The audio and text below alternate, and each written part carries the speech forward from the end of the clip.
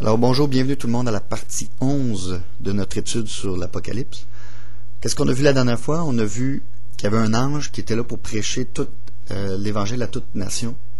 On a vu aussi l'équivalent dans Matthieu 24, où ça disait que cet Évangile sera prêché à toutes les nations, alors viendra la fin.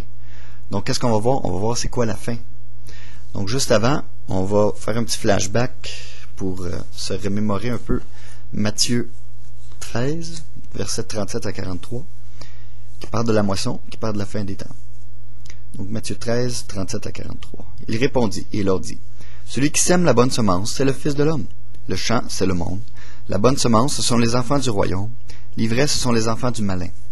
L'ennemi qui l'a semé, c'est le diable. La moisson, c'est la fin du monde. Vous voyez, la fin du monde. Les moissonneurs, ce sont les anges. Comme donc on asmasse l'ivraie et qu'on le brûle dans le feu, il en sera de même à la fin du monde.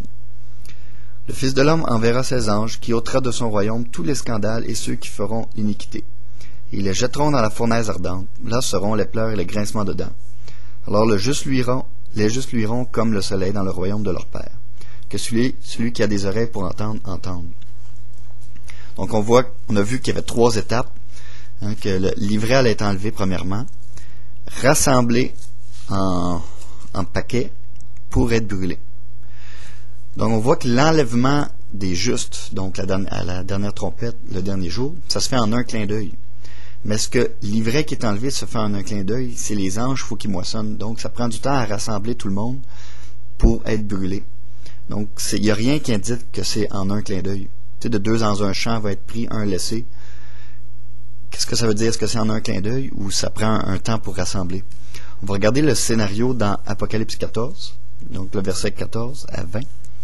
Ça dit: Je regardais encore et voici, il y avait une nuée blanche. Sur la nuée, quelqu'un d'assis qui ressemblait au Fils de l'homme, ayant sur sa tête une couronne d'or et en sa main une faux tranchante. Et un autre ange sortit du temple, criant d'une voix forte à celui qui était assis sur la nuée: Jette ta faux et moissonne, car le temps de moissonner est venu, parce que la moisson de la terre est mûre. Alors celui qui était assis sur la nuée jeta sa faux sur la terre, et la terre fut moissonnée. Et un autre ange sortit du temple, qui était dans le ciel, ayant aussi une faux tranchante.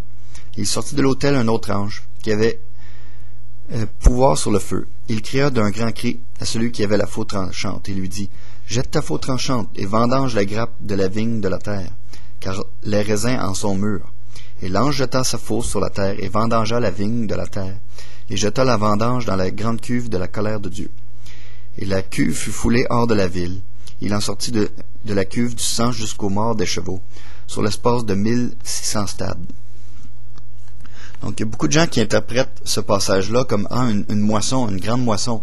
Un peu comme Jésus dit: Levez les yeux, la moisson est blanche. Ce qui voulait dire les gens viennent à Christ. Mais dans le contexte de l'Apocalypse et dans le contexte de Matthieu 13, la moisson, c'est quand le méchant est enlevé, quand l'ivraie est enlevé, premièrement. Donc toute la moisson qu'on voit ici, c'est vraiment comme leur méchanceté est grande. On voit la même chose dans Joël, on l'avait lu dans une partie précédente, que Joël parlait d'une grande moisson, une multitude sont assemblées. Donc on va voir dans Joël 3, verset 12 à 14. Que les nations se réveillent et qu'elles montent à la vallée de Josaphat, car là je siégerai pour juger toutes les nations d'alentour. Mettez la faucille, car la moisson est mûre. Là on parle de la moisson. Venez fouler, car le pressoir est plein. Les cuves regorgent, car leur malice est grande. Donc on voit que cette moisson-là ne parle pas des gens qui vont venir à Christ. Il y a beaucoup de gens qui interprètent Apocalypse 14, la moisson, comme il va y avoir un grand réveil juste avant que Jésus revienne. Tout est mélangé. Il faut vraiment comprendre que la moisson, c'est vraiment ça fait partie du jugement de Dieu qui enlève l'ivraie.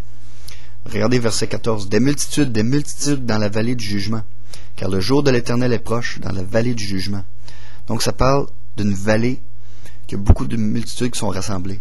Donc si on retourne voir dans Apocalypse 14, on va aller au verset 16. Donc il y a comme une parenthèse dans verset 16, chapitre 15, où là ça parle des 7 coupes. Donc c'est le jugement de Dieu qui tombe. Mais le rassemblement, justement, de l'ivraie. L'ivraie est enlevé au chapitre 14. rassemblés pour être brûlés. Donc, on va voir le rassemblement de l'ivraie au chapitre 16 dans l'Apocalypse, 16, versets 14 à 15. Donc, 14 à 16 même.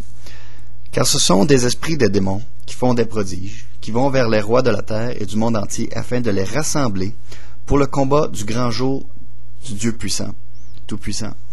Donc, on voit vraiment comme dans Joël, des multitudes sont rassemblées dans la vallée. Puis là, il parle qu'il y a des esprits, des démons, qui vont venir, qui vont faire beaucoup de prodiges pour rassembler tous les rois de la terre, du monde entier, les rassembler pour le combat. Il a regardé verset 15. « Voici, je viens comme un voleur. Heureux celui qui veille et qui garde ses vêtements, afin qu'il ne marche pas nu et qu'on ne voit pas sa honte. Et on les rassembla dans le lieu qui s'appelle en hébreu Armageddon, montagne de la déroute. » Donc, Armageddon, c'est pas au début. Tout le monde pense, quand on voit les films, là, Left Behind, puis tout ça, l'Armageddon, c'est toujours au début. Non, Armageddon, c'est à la fin. Quand tout l'ivraie est rassemblé, tous les méchants sont rassemblés. Donc, un pris, l'autre laissé, hein, dans un champ. Deux dans un champ, un va être pris, l'autre laissé. C'est les esprits des démons qui vont les influencer pour amener tous les rois, puis les rassembler pour un jour du combat. C'est là que la fin vient, hein, la moisson, c'est la fin du monde. Cet évangile sera prêché, ensuite viendra la fin. Donc, qu'est-ce qu'on voit? On voit, après ça, vous lirez plus tard, mais la grande grêle qui tombe, puis tout ça, c'est le jugement de Dieu. C'est l'ivraie qui est rassemblée pour être brûlée. Mais qu'est-ce qu'on voit avant? On voit Jésus qui revient comme un voleur. Heureux celui qui veille. Et si vous vous rappelez de Apocalypse, la 7e lettre, la lettre à Laodicée, je vais parler des mots-clés, comme de l'or éprouvé par le feu. Hein, il y a eu beaucoup de feu, il y a eu beaucoup d'épreuves pour la deuxième postérité. Il dit, heureux celui qui a ses vêtements blancs. Donc on voit la même terminologie qui est réutilisée ici, au verset 15. Donc on voit que ça s'adresse vraiment à la deuxième postérité, ceux qui ont manqué l'enlèvement. C'est dit, heureux celui qui veille et qui garde ses vêtements. Puis Jésus revient comme un voleur. Vous vous rappelez une des lettres à l'Apocalypse? Ça dit, si tu ne te repens pas, je vais venir sur toi comme un voleur. Donc le voleur vient dans la nuit. Donc Jésus qui revient comme un voleur, on peut mettre notre doigt dessus. C'est Apocalypse 16, verset 15. Ça, c'est Jésus qui revient comme un voleur. C'est l'avènement du Fils de l'homme, qui n'a rien à voir avec l'enlèvement. Donc, on a été enlevé pour rejoindre Jésus dans le ciel, mais là, Jésus revient comme un voleur. C'est vraiment sa venue sur la terre pour son jugement. Donc, je vais passer le chapitre 17, 18, qui parle de la Grande Babylone, puis tout ça. On va tout de suite aller voir le chapitre 19. Je veux juste pointer un peu quand Jésus revenait comme un voleur, ça dit deux dans un champ, un va être pris, l'autre laissé. Puis les disciples demandèrent, où Seigneur? Puis là où sont les cadavres ou les corps morts, là s'assembleront les aigles. Donc on va voir ça plus tard. Donc, c'est-à-dire dans le chapitre 19. Donc, regardez au verset 17. Ça dit, je vis un ange qui se tenait dans le soleil et qui criait d'une voix forte à tous les oiseaux qui volaient par le ciel. Venez, assemblez-vous pour le festin du grand Dieu, pour manger la chair des rois, la chair des capitaines, la chair des puissants, la chair des chevaux et de ceux qui y montent, et la chair de tout libres et esclaves, petits et grands. Et je vis la bête et les rois de la terre et leurs armées assemblés pour faire la guerre à celui qui était monté sur le cheval et à son armée.